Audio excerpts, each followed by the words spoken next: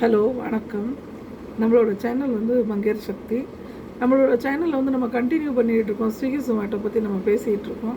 Swiggy ஜொமேட்டோவில் நம்ம business வந்து எப்படி கண்டினியூ பண்ணலாம் அப்படின்னு சொல்லிட்டு அதை பற்றி தான் பேசிகிட்டு இருக்கோம். வீட்டில் வந்து நம்ம ஸ்விக்கி ஜொமேட்டோ எப்படி பண்ணலாம் அப்படின்னு சொல்லிட்டு இந்த வீடியோவில் வந்து நான் முக்கியமாக உங்கள்கிட்ட சொல்ல போகிற விஷயம் என்ன அப்படின்னா, நம்ம ஸ்விக்கி ஜொமேட்டோவில் வந்து எப்படி ஆட் பண்ணணும்னு மொதல் வீடியோவில் நான் சொல்லி கொடுத்துருக்குறேன். நம்ம வந்து அதுக்கு என்னென்ன தேவை இருக்குது, என்னென்ன ப்ரொசீஜர் இருக்குது, அது எவ்வளோ நாளையில் நம்மளுக்கு வந்து கிடைக்கும் அப்படின்னு நான் சொல்கிறேன். இதுக்கப்புறம் உள்ள வீடியோவில் அதெல்லாம் சொல்கிறேன் உங்களுக்கு. நான் அந்த வீடியோவில் சொல்லியிருப்பேன் உங்களுக்கு. அதுக்கு நம்மளுக்கு ஒரு செக் வேணும், கேன்சல் செக் வேணும், வேறு Aadhaar card pan card number வேணும், அட்ரஸ் ப்ரூஃப் வேணும். இதுதான் நம்மளோட மெயின் விஷயம். அதோட லைசன்ஸ் வேணும், நம்மளுக்கு ஃபுட் லைசன்ஸ் வேணும். இந்த ஒரு 4-5 விஷயங்கள் உங்களுக்கு இவ்வளோ தான் தேவைப்படும். அதை சப்மிட் பண்ணி முடிச்சுட்டிங்கன்னா அது ஒரு வாரம், 10 நாள், 15 நாளோ, 20 நாளோ, ஒரு மாதம் அதுக்குள்ளே உங்களுக்கு வந்து அது உள்ள கால் வந்து அவங்களுக்கு வந்து அவங்க இன்னொரு டீட்டெயில்ஸ் கேட்பாங்க. அதை நீங்கள் வந்து அவங்களுக்கு ஃபுல் டீட்டெயில்ஸ்லாம் கொடுத்துட்டு நீங்கள் எப்படி ஸ்டார்ட் பண்ணணும் எல்லாம் அவங்களும் சொல்லிக் கொடுப்பாங்க. அதை நீங்கள் சொல்லிக் கொடுத்த அப்புறம் நீங்கள் என்ன பண்ணுங்கள், அதுக்கப்புறம் இப்போ நீங்கள் வந்து யோசனை பண்ணுவீங்க, நம்ம எப்படி சமையல் பண்ணலாம், அப்படி என்ன பண்ணலாம் அப்படின்னு சொல்லிட்டு நீங்கள் யோசனை பண்ணுவீங்க. அதனால் நான் சொல்கிறேன் அப்படின்னா, நீங்கள் வந்து சாப்பாடு வந்து எப்படி நல்லா எது நல்ல சமையல் பண்ணுறீங்களோ, வீட்டு சாப்பாடு எது நல்லா பண்ணுறீங்களோ அது நீங்கள் மக்களுக்கு நல்ல சாப்பாடு கொடுக்கணும்னு யோசனை பண்ணுங்கள். நீங்கள் ஆயில் நல்ல சும்மா ஏதோ நம்ம கடமைக்கு பண்ணணும்னு நினச்சிங்கன்னா அந்த பிஸ்னஸ் ஓடாது. ஏன்னா ஒரு உங்களோட கஸ்டமர் வந்து இன்றைக்கி நம்ம சாப்பிட்டா இந்த ஹோட்டல்லேருந்து நாங்கள் சாப்பாடு வாங்கணும், அது வந்து ஹோம்மேடு ஃபுட், கண்டிப்பாக ஹோம்மேடு ஹெல்த்தி ஃபுட்னு நீங்கள் அதில் வந்து மென்ஷன் பண்ணுங்கள். இப்போ ஹோம்மேட் ஹெல்த்தி ஃபுட்னா உங்களோட கடையோட பேர் வந்து நீங்கள் மென்ஷன் பண்ணும்போது, சரி இவங்க வந்து நம்மளுக்கு மென்ஷன் பண்ணியிருக்க இந்த கடையில் வந்து சரி இவங்க ஹோம்மேட்னா வீட்டிலேருந்து நீங்கள் சமையல் பண்ணுறீங்கன்னு அர்த்தம். நீங்கள் ஹோம்மேடுன்னு அதில் வந்து மென்ஷன் பண்ணால் அதில் அவங்க புரிஞ்சுக்கிடுவாங்க இது வீட்டு சாப்பாடுன்னு சொல்லிட்டு. அப்புறம் அந்த வீட்டு சாப்பாடு கொடுக்குறாங்க இவ்வளோ, சரி நம்ம எப்படி இருக்குன்னு பார்க்கலாம் அப்படின்ட்டு அவங்க வந்து உங்கள்கிட்ட சாப்பாடு வாங்கி சாப்பிட்டுட்டு அந்த சாப்பாடு வந்து ரொம்ப டேஸ்ட்டாக இருக்குது, அருமையாக இருக்குது, ரேட்டும் நம்மளுக்கு வந்து கம்ஃபர்டபுளான ஒரு நம்மளுக்கு தேவைக்கு மாதிரி நம்மளுக்கு ஒரு ரேட்டும் இருக்குது, ரொம்ப ஜாஸ்தி அதிகமாக இல்லை அப்படின்னு அவங்க நினச்சி அவங்க வந்து சாட்டிஸ்ஃபேக்ஷன் அவங்களுக்கு கிடைச்சிது அப்படின்னா கண்டிப்பாகவே அவங்க திருப்பி கண்டினியூ உங்கள்கிட்ட பண்ணுவாங்க.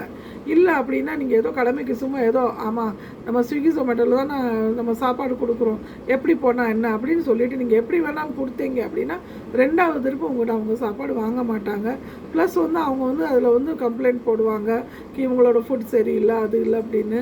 அதனால் உங்களோட காசை கூட திருப்பி ரிட்டர்ன் வாங்குவாங்க. இப்படி வந்து அதில் நிறைய ப்ரொசீஜர் இருக்கும்.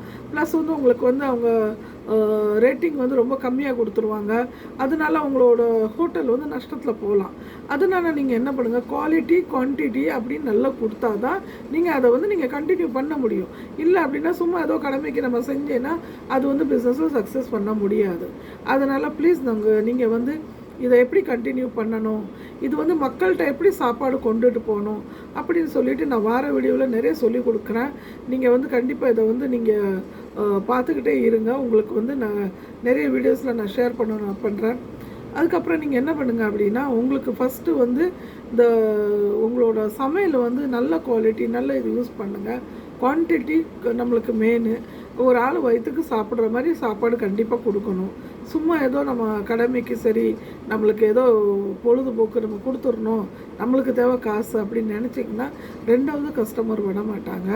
இதனால் நம்மளோட ஃபுட் நல்லா இருக்கணும், அதை நீங்கள் ஃபஸ்ட்டு மெயின்டைன் பண்ணி கொண்டுட்டு வாங்க. அதனால் நீங்கள் ஃபஸ்ட்டு ஒரு சின்ன சட்னி அரைச்சாலும் கூட அதை பார்த்து ஃப்ரெஷ்ஷாக அரைச்சி கொடுங்க.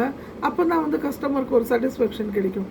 இல்லை அப்படின்னா சும்மா ஏதோ நான் இப்போது கொடுக்கணும் அப்படின்னு சொல்லிட்டு கொடுத்தீங்கன்னா செட் ஆகாது. உங்களுக்கு பிஸ்னஸ் வந்து லாஸில் போகணும். இப்போ பாருங்கள், நானே சொல்கிறேன்னே, எனக்கு ரெஸ்டாரண்ட்டு இருந்தது. நாங்கள் வந்து கொஞ்சம் லேட்டாகவும் முதலே சொல்லிடுவோம், கொஞ்சம் லேட்டானாலும் பரவாயில்ல, ஆனால் உங்களுக்கு வந்து நாங்கள் ஃப்ரெஷ்ஷாக செஞ்சு கொடுக்குறோம் அப்படின்னு சொல்லுவோம். அது மாதிரி ஃப்ரெஷ்ஷாக செஞ்சு கொடுப்போம். அந்த எதுக்கு வாங்குகிற கஸ்டமர் வந்து சரி அது பரவாயில்ல நம்ம ஃப்ரெஷ்ஷாக செஞ்சு கொடுக்குறாங்க அவங்களும் வெயிட் பண்ணுவாங்க. இல்லை சில இடத்துல நாங்கள் ஸ்விக்கி ஜொமேட்டோலேருந்து சில இடத்துல ஆர்டர் கொடுத்து வாங்கி பார்த்தோம். அது வந்து சிலவங்க ஏதோ கடமைக்கு ஏதோ கெட்டுப்போன சட்னியெல்லாம் கொடுத்து விட்றாங்க. அது வந்து உண்மையாகவே அநியாயமாக இருக்குது. இப்படியெல்லாம் நீங்கள் பண்ணுறனால அது வந்து மக்களுக்கு வந்து நீங்கள் பிஸ்னஸில் வந்து சக்ஸஸ் பண்ண முடியாது. ஒரு நாளும் சரி, நீங்கள் 2 நாளும் சரி, நீங்கள் வந்து உங்களுக்கு காசு கிடைக்கல, ஆனால் 3வது நாள் கண்டிப்பாக அதை வந்து கம்ப்ளைண்ட் பண்ணுவாங்க, பிரச்சனைகள் வரும். அதனால் உங்களோட ஹோட்டல் வந்து நாளைக்கு ரன்னிங் ஆகாது. அதனால் நீங்கள் என்ன பண்ணுங்கள், ஃபஸ்ட்டு நல்ல குவாலிட்டி கொடுக்கணும், நல்ல டேஸ்ட் கொடுக்கணும், சுத்தமாக இருக்கணும். இதை ஃபஸ்ட்டு நீங்கள் மெயின்டைன் பண்ணாலே போதும். அந்த சுத்தங்கள் வந்து ரொம்ப முக்கியம். அதனால உங்களுக்கு வந்து நல்ல ஒரு ரேட்டிங் கிடைக்கும். உங்களோட சாப்பாடு நீங்கள் எப்படி கொடுக்குறீங்க, ஃபஸ்ட்டு இன்னொன்று பேக்கிங் எப்படி கொடுக்குறீங்க, அது முக்கியம். அந்த பேக்கிங்கை பொறுத்து தான் உங்களோட சாப்பாடோட வேல்யூவே இருக்குது. நீங்கள் சும்மா எதனாலும் கொடுத்தீங்கன்னா பிஸ்னஸ் வந்து ஓடாது. அதனால நீங்கள் பார்த்து தான் யோசனை பண்ணி பண்ணணும். பண்ணும்போது இதை ஃபஸ்ட்டு நீங்கள் வந்து இந்த ஃபுட் பிஸ்னஸ் ஆரம்பிக்கும் போதே ஃபஸ்ட்டு நீங்கள் யோசனை பண்ணுறது இது தான் பண்ணணும்.